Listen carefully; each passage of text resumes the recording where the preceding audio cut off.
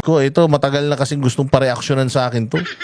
Itong napakagandang balita na si Risa Ontiveros tinanggap daw ng malugod. Tinanggap daw ng malugod si Risa Ontiveros dyan sa Cebu.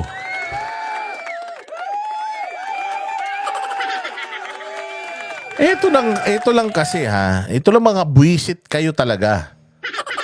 Pati itong pati itong event na pangsimbahan, event na dapat pang spiritual. Tangina, pinupuntahan kasi ng mga demonyo at mga satanas. Kaya ito, ang salubong nila, kasi dito, pista ito ng Santo Niño eh. Pista ito ng Santo Niño, sinulog. Putya yan, yung mga pumunta, yung mga kaluluwa, sinusunog na sa impyerno.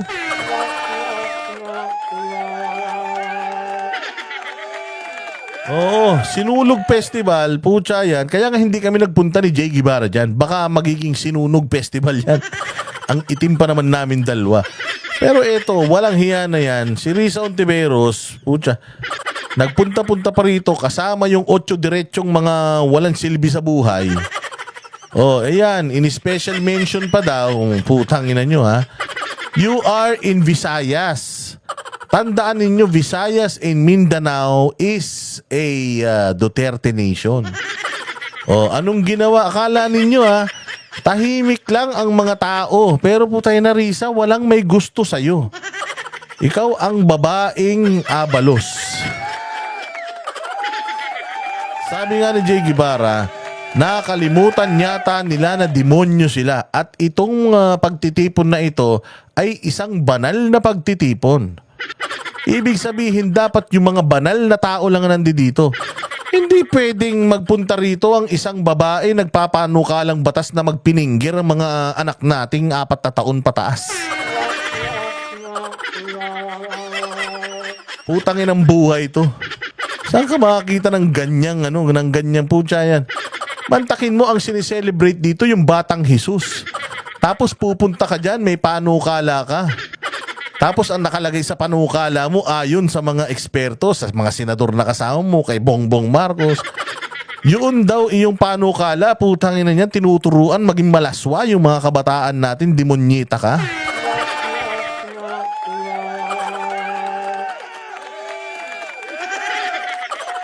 Walang hiya ka. Hindi ba? So, eto, pakinggan natin mga bossing. Pakinggan natin mga boss, etong mainit na pagtanggap kay Risa Ontiveros.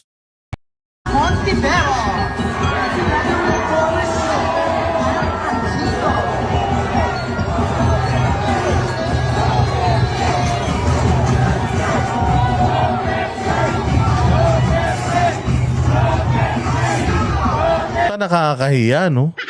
Mantakin mo, pinatinawag ka, Risa Ontiveros. Mantakin mo ang sinisigaw, Duterte. Nakakadiri ka, Risa Ontiveros. Putya, nakangiti-ngiti ka pa. Yung bukbukin mo mukha, nilagyan mo pa ng masilya. Naghanda ka pa, nag-eroplano ka pa papunta dyan. Gamit ba siguro ang pera ng taong bayan? Ewan ko lang. Putya, pagdating mo dyan, akala mo nakaisa ka na, dala-dala mo pa si Bam Aquino na BBM loyalist na, pero kamukha pa rin siya ni Ninoy. Bam Aquino, kung ako sa'yo, baguhin mo na yung mukha mo. Total naman, nanalo kang senador dahil kamukha mo si Ninoy at ayaw mo na kay Ninoy, yung sinasabi nyo dating pumatay kay Ninoy. Putang ina, idol nyo na, si Bongbong. Palitan mo kaya yung mukha mo. Pasuntok mo para mamaga din. Tapos yung mata mo, papitik mo para mamagari, magisingkit din, tapos magniwi-ngiwi ka din. Para talagang maging ka na, manalo ka ulit. Malay mo, kung kamukha mo na si Bongbong, manalo ka ng senador ulit.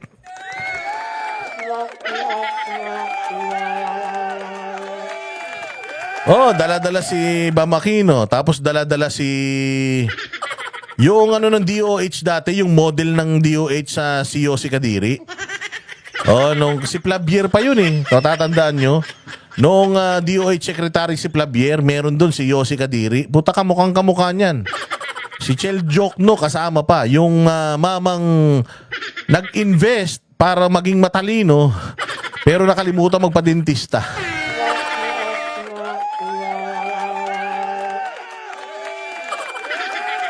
Oo, putya, kasama niyo yung dalawa, ipapangampan niya sana. Yun lang ang masakla. Pagdating doon, ang sigaw ng tao, Duterte. Duterte. Sheila Maruquez, salamat kaayo. Marquez pala. Sheila Maruquez, salamat.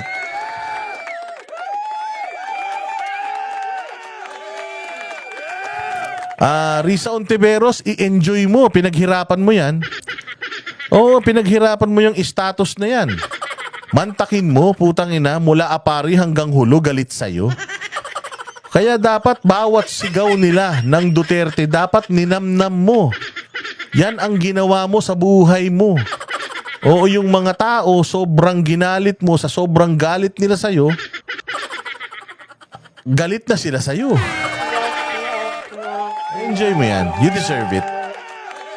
Enjoy it while it lasts. Ika nga, i-enjoy mo lang. Namnamin mo ang bawat Duterte at na natatanggap mo. Pinagpawisan mo yan. Pinagpawisan mo yan, pinaghirapan mo yan. Yan yung mga hearing mo sa Senado. Yan yung mga pangbabatikos mo. Ayan ang inani mo. Oo, yung umaatikabong umaatikabong Duterte. Yung umaatikabong puta, ba't nandito yan?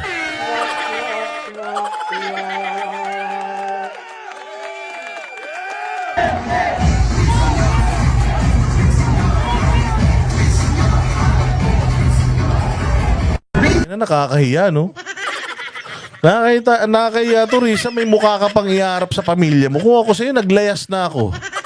Kung ako sa'yo, nagbalot-balot ako tapos lumayas na ako. O tumira na ako sa Taiwan, ganyan. O kaya sa, pumunta na ako sa Mars. Total naman, balita ako, nagpapadala na ulit ng unggoy dun eh.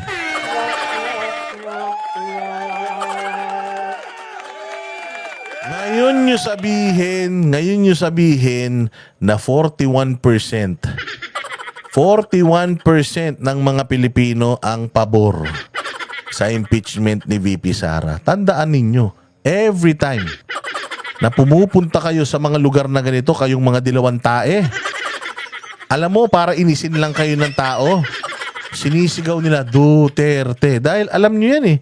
Basta naririnig yung mga pangalan Duterte, putsang ina, parang sinisilaban kayo eh.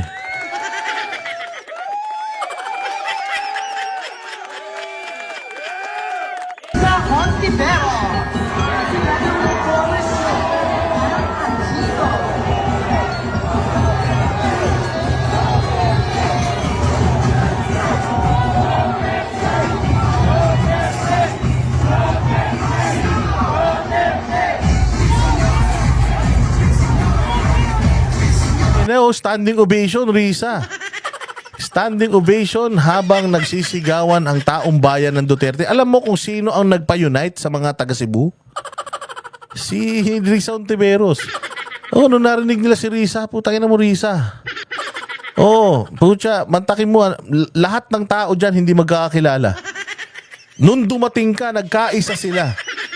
Nagkaisa sila na aras-asarin ka.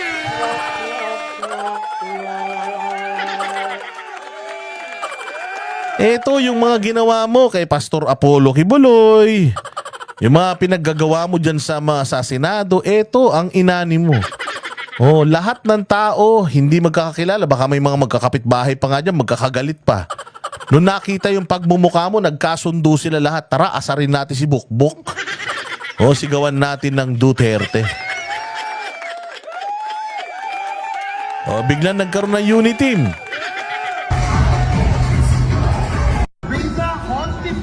Duterte. Saan ka pa, di ba? Risa, again i-enjoy mo yan dahil deserve mo yan. Sa mga dala-dala mong mga kandidato dyan na si King Kong Pangilinan, si Chel Jok, at saka si Bam Marcos. Si Bam Marcos, Diyos ko po. Alam nyo na kung saan kayong Poso Negro pupulutin. Kung saan kayong Poso Negro pinlash noon, puta, ipa-flash kayo ulit doon. Kasama nyo si Trillanes. Ano ka pa naman? Oh, Risa Ontiveros, feel mo pa naman magbisaya sa Senate inquiry ni PRRD, remember? Salamat kaayo, Mr. Chair. Salamat kaayo. Salamat kaayo. Salamat kaayo. Tas putang ina yung mga Bisaya galit sa'yo. Ew.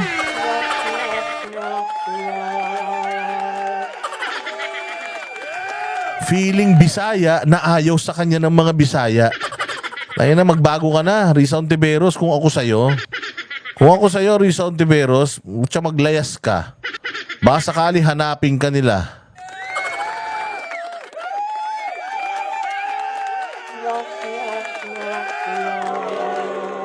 Sandamukal na. Bulian Orsini, naku po, para kayong Ontiveros, salamat kaayo, Mr. Chair. Buti nga, hindi ka binato ng silya dyan, Mr. Chair. Puro kayo mga epal. Puro kayo mga epal. Ayan ang nangyayari sa iyo, mga demonyo kayo.